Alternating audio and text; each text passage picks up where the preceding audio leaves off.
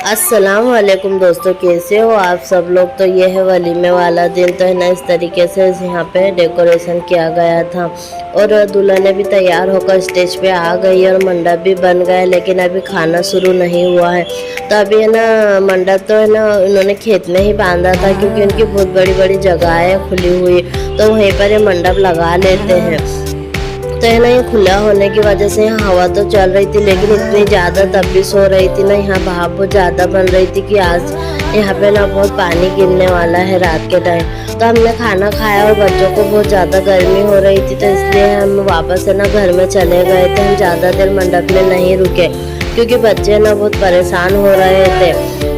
हम तो खाना खाकर है ना वहाँ कूलर के सामने आकर बैठ गए थे और बच्चे भी यहाँ अच्छे से खेल रहे थे। और मेरी बहन का छोटा लड़का तो सो भी गया था और ये यहाँ पर खेल रहा था। तो है ना, मंडप में तो बहुत ज़्यादा भाप बन रही थी। तो हम सब ने तो जल्दी से खाना ना खाया और फिर हमने ना, जब हमको घर भी जाने का था, मतलब कि मेरी नानी के यहाँ, तो हम है ना 5 बजे के टाइम निकल गए थे। जब हम निकले ना तो मौसम बहुत अच्छा था, मतलब धीमे धीमे पानी गिर रहा था, पर हमको ये नहीं पता था कि एकदम से हवा आंधी चालू हो जाएंगे और बिल्कुल झाड़ गिर जाएंगे और पूरा वहाँ का मौसम बिगड़ जाएगा। तो हमको पास में ही जाने का था, इसलिए हमने ना टेम्पू ही कर लिया था, मतलब छोटी टैक्सी आती है ना, वही कर ली थी कि बस पास में तो जाना है। लेकिन जब बाहर निकले ना तो मौसम इस कदर बदला और हमको इतनी ज़्यादा परेशानी हुई, मतलब जिस हवा ज़्यादा होने की वजह से हमने एक जगह हमारा ऑटो रोक के हम खड़े हो गए थे, तो वहाँ है ना बिजली के तार टूट के गिर गए और सब जो चिंगारे हो गई। और है ना बच्चे भी बहुत, बच्चे को तो इतना समझ में नहीं आ रहा था, लेकिन हम सब बहुत घबरा गए थे। और है ना हमको पता नहीं था किस तरीके से झाड़ भी सब रोडों पर गिर जाएंगे। तो हमें ना वापस घर चले गए मेरी खाला के यहाँ, और फिर हम पूरी रात वहीं पर रुके और फिर सुबह के टाइम हम वहाँ से निकले। तो देखिए किस तरीके से झाड़ भी गिरे हुए पूरे, है ना पूरी रात यहाँ पे ना तो लाइट थी और न इतनी हवा आंधी चल रही थी कि पक्के मकान भी ऐसा लग रहा था कि जैसे उड़कर पूरे गिर जाएंगे। तो बहुत पूरी रात खराब तो बहुत ज़्यादा डर भी लग रहा था, लेकिन जैसे तैसे दिन गुजर गया और हम फिर दूसरे दिन अपने हमारी नानी के घर पहुँच गए थे। और वहाँ जब गए ना तो फिर वहाँ तो शादी की तैयारियाँ चालू ही थी। वहाँ पर है ना सब पैकिंग का काम चालू कर दिया था, क्योंकि यहाँ भी 2 शादियाँ, मेरे दोनों मामू के दोनों लड़कियों की शादी है, तो उनका अलग अलग सामान है। तो सब अपने अपने तरीके से सामान पैक कर रहे थे। तो हम आए तो वो हमें ना सामान दिखा रहे थे, तो हमें ना सबके रूम में बैठ कर जा रहे थे, बैठकर सबका सामान देख रहे थे। बेडशीट वगैरह इन्होंने सब लेकर रखी है, तो इसकी पैकिंग चालू है।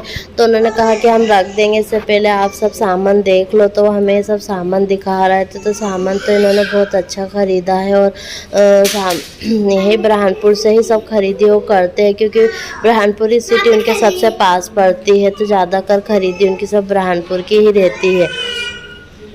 तो ना ये सब उन्होंने पैक करके रख दिया, बस इनको बैग में ही भर के रखने का है। तो शादी के ये दिन तो हमें हमेशा याद रहेंगे, क्योंकि इसमें शादी तो होती है, लेकिन बीच में जो एक भयानक दिन और रात हमारी गुजरी है ना, तो वो हमें ज़िंदगी भर याद रहेंगी। और इतने छोटे बच्चों के साथ इस तरीके से हम निकल गए और हमें पता नहीं था कि इतना हमको मुसीबत का सामना करना पड़ेगा और इतनी हमारी परेशानी हो जाएंगी।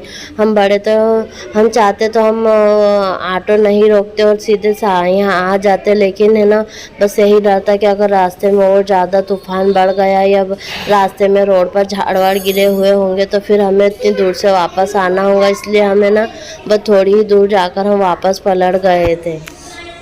तो ये सब सामान हमको दिखा रहे थे, जो बहुत अच्छा था। और ये प्रेस भी है ना बहुत अच्छी लग रही थी, जो कि नई डिज़ाइन की अभी आई है, तो इन्होंने ली है। और ये जानामाज भी है, तो इन्होंने पैक कर लिया। तो यहाँ दहेज में ना जानामाज और पढ़ने के लिए तस्वीर वगैरह पहले दी जाती है।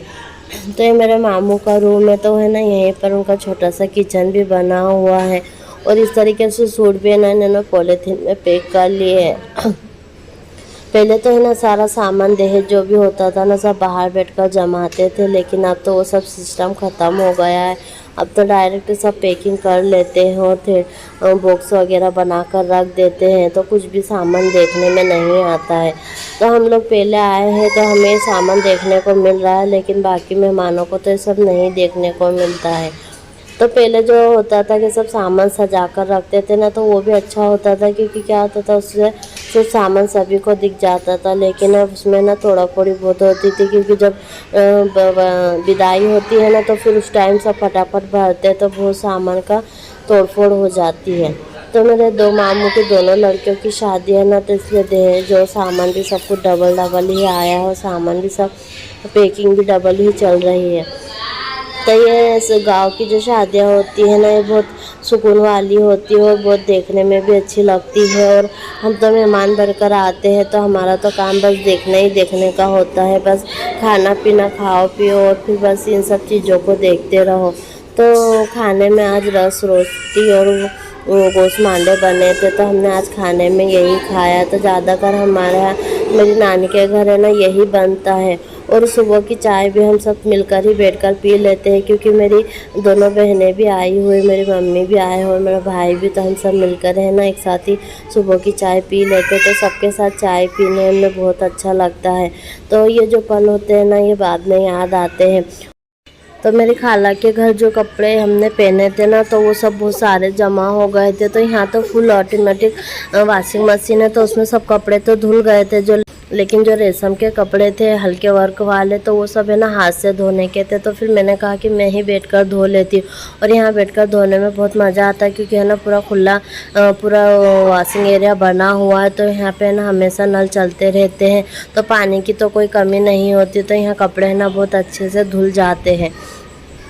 तो हमारा सब काम वाम हो गया था और हमें ना यहाँ पर आंगन में आकर बैठे हुए थे। तो मेरे नाना बुरहानपुर गए थे, तो वहाँ से ना मूंग के भजिए और मावे की जलेबी लाए थे। तो ऐसा होता है कि जब भी हम आते हैं ना, तो मेरा नाना बुरहानपुर से बहुत सारी चीज़ें खाने की लाते रहते हैं। रोज़ कुछ ना कुछ नया ला कर देते हैं हमें खाने के लिए, क्योंकि हम लोग ज़्यादा दिन के लिए नहीं आते हैं ना, तो इसलिए फिर वो रोज़ कुछ ना कुछ नया हमको ला कर खिलाते रहते हैं। तो यहाँ के जो मूँग के भजिया होते हैं ना, वो इतने टेस्टी लगते हैं। और ये भजे ऐसे होते हैं कि आप इनको 2-3 दिन रख के भी खा सकते हो, तो ये ख़राब नहीं होते। और ये देखिए एकदम ताज़ी ताज़ी मावे की जलेबी बनकर आई है। तो मेरी नानी की फैमिली बहुत ज़्यादा बड़ी है, तो हमें ना सबके हिस्से लगा रहे थे। मेरे नाना है ना हमको लाकर दे दिए थे कि सबको थोड़ा थोड़ा करके बांट दो। तो हम यहाँ बाहर बैठकर हिस्से लगाने बैठ गए थे, लेकिन फिर बाद में ना कुछ मेहमान आ गए, तो फिर हम उठकर अंदर रूम में चले गए थे। तो यहाँ बहुत सारे बच्चे भी और फैमिली भी बहुत बड़ी है, तो यहाँ पे ना सबको बांटना पड़ता है। और कभी कभी ऐसा होता है कि सबको अपने अलग अलग पार्सल भी दे देते हैं। शादी का घर है, तो सब अपने अपने कामों में लगे हुए, और हम इन छोटे मोटे काम हम अपने हाथों से ही कर लेते। तो इसी के साथ हमारी वीडियो का एंड यहीं पर होता है। तो आपको हमारी वीडियो कैसी लगती है तो हमें कमेंट करके ज़रूर बताएं। हमारे चैनल को सब्सक्राइब करें, लाइक करें और शेयर करें। अल्लाह हाफिज़।